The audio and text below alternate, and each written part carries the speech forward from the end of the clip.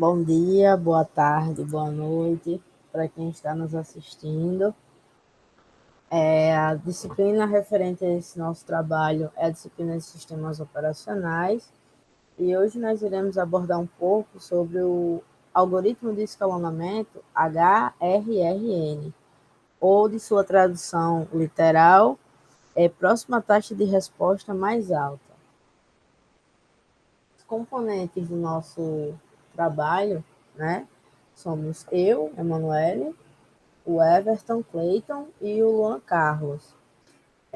Antes de informarmos, né, explicarmos o que seria um algoritmo de escalonamento, que no caso que iremos abordar é o HRRN, é importante verificar qual a importância de um escalonador, né?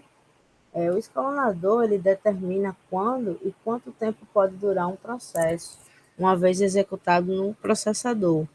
Ele pode também basear suas decisões com base em critérios. Por exemplo, existem algoritmos que se baseiam através de tempo estimado da execução daquele processo, ou a importância e prioridade do processo, etc. Quanto ao seu funcionamento, infelizmente, em termos de documentação acadêmica, nós não conseguimos obter muitas referências, certo? Por exemplo, quando surgiu esse algoritmo, onde ele foi desenvolvido. Então, o máximo que temos em relação à particularidade dele é que ele foi desenvolvido por um cientista chamado Brent Hansen, e a atuação desse algoritmo relacionado aos processos se dá de acordo com o tempo de serviço e por quanto tempo ele passou à espera desse serviço. É importante frisar também que ele é um processo não preemptivo, ou seja, não ocorrem interrupções e o processo vigente é executado até o fim para que seja iniciado um novo processo. Bom, pessoal, vamos falar um pouco agora sobre o fluxograma do funcionamento do HRRN. Como é que ele funciona? Aqui podemos ver que há uma fila de processos. O algoritmo vai procurar se algum desses processos está a zero tempo em espera. Se ele tiver a zero tempo em espera, ele vai ser escalonado, esse processo executado. Se não, vai ser realizado um cálculo de prioridade para saber qual vai ser o primeiro processo a ser executado. Esse cálculo é baseado pelo tempo de espera do processo que está para ser executado, mais seu tempo de serviço, que seria o seu tempo de execução, dividido pelo tempo de serviço. O maior valor encontrado vai ser a maior prioridade e vai ser o primeiro processo a ser escalonado. Se ainda houver processo na fila, ele volta novamente, faz novamente o cálculo de prioridade e escalona de maior prioridade. E assim ele fica até que todos os processos da fila sejam encerrados. Bom, falando sobre o cálculo das prioridades, é como o Everton falou, ele é através dessa forma, onde a prioridade vai ser o tempo de espera. Esse tempo de espera a gente chama também de tempo de chegada, que é o tempo onde, no momento em que o processo chega na fila, mais o tempo do serviço. Esse tempo do serviço seria o quê? O tempo do serviço seria o tempo que esse processo vai levar para ser executado. O tempo que ele vai levar para ser executado. Dividido por esse tempo de serviço. Então, vamos ver algum exemplo, né? Vejamos. A gente tem essa tabela aí, e nessa tabela podemos ver que existem 5 processos. E aí, para cada processo, a gente vai ter o tempo de chegada e o tempo de serviço. Com base naquela tabela anterior, que eu estava mostrando, a gente pode perceber, que eu vou até voltar para mostrar para vocês, que o processo 1, o tempo de chegada dele é zero. Então, o que o algoritmo vai fazer?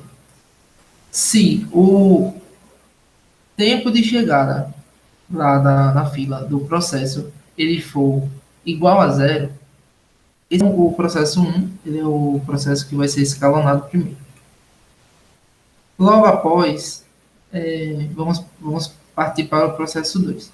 Aí é possível vocês observarem aí nessa imagem, nesse gráfico de Gantt, o seguinte. Quando o processo 1 ele estava sendo executado, a gente viu lá na tabela que o tempo de serviço dele era 3 segundos, né? Então, o que aconteceu? Ele foi feito, executado, estava sendo executado, e no momento que ele estava quase finalizando ali, entrou mais um processo na fila, que foi o processo 2.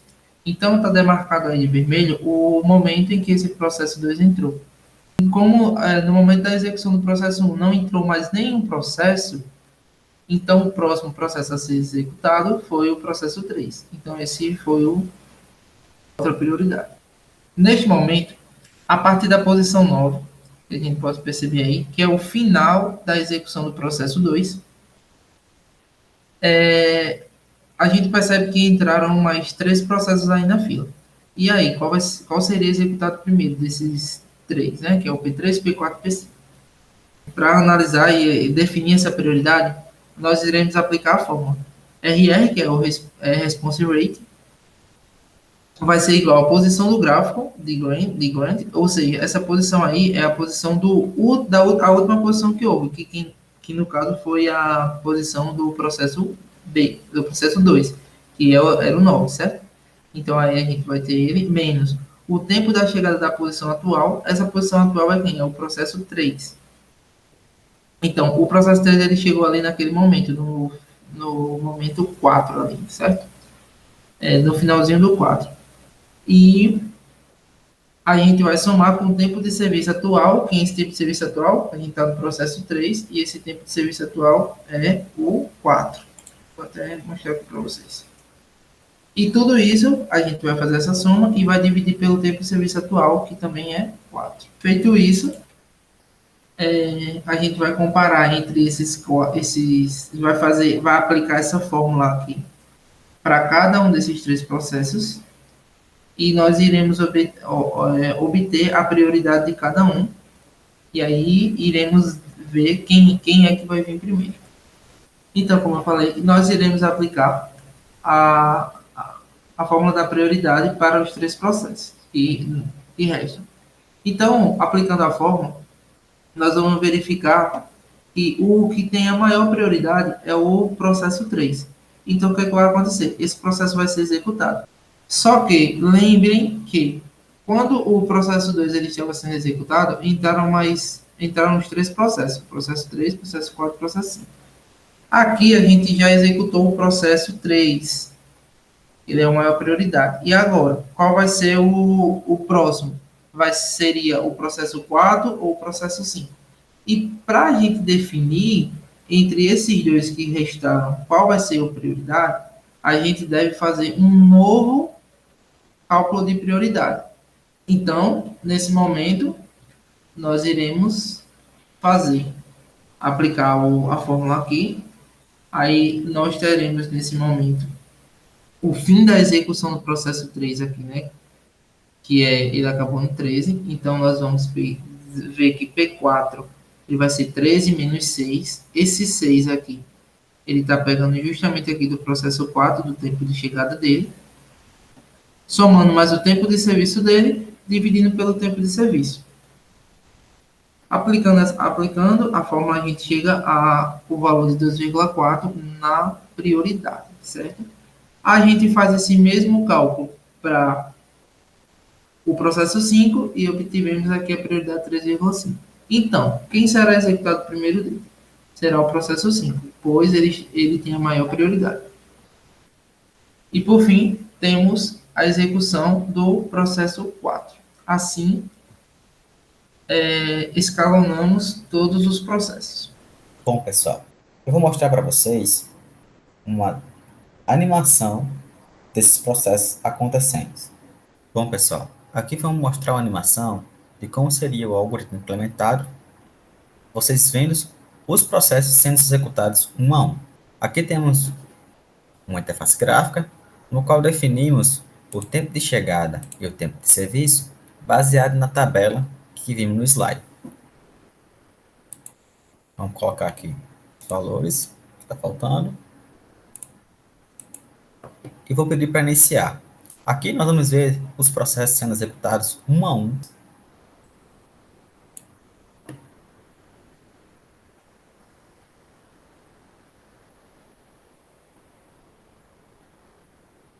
Como podemos ver, o processo 1 foi executado primeiro, porque seu tempo de chegada era zero. Foi executado em seguida o processo 2, e no meio do processo 2 chegaram mais 3 processos, como o Luan falou. E depois do cálculo das suas prioridades, foi executado o processo 3, o processo 5 e o processo 4. E aqui temos os cálculos de prioridade de cada processo.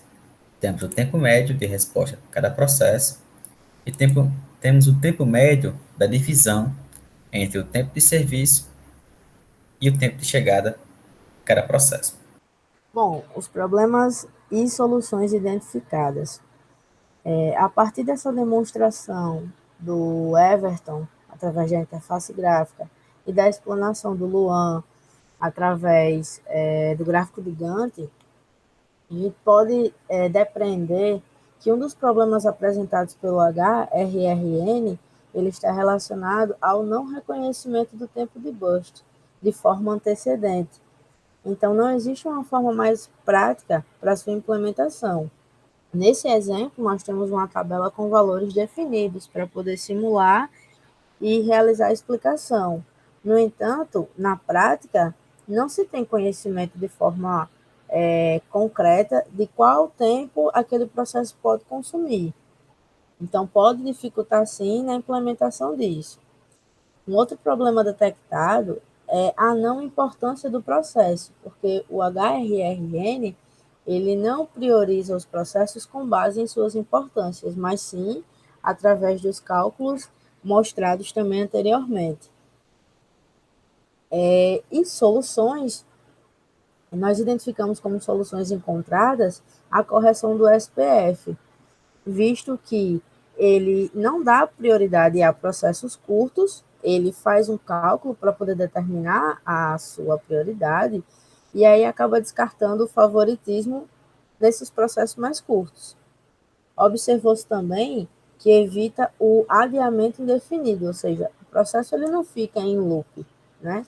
Ele é executado, startado e finalizado. Aí realiza-se um novo cálculo, starta-se o processo, executa e dá conseguinte.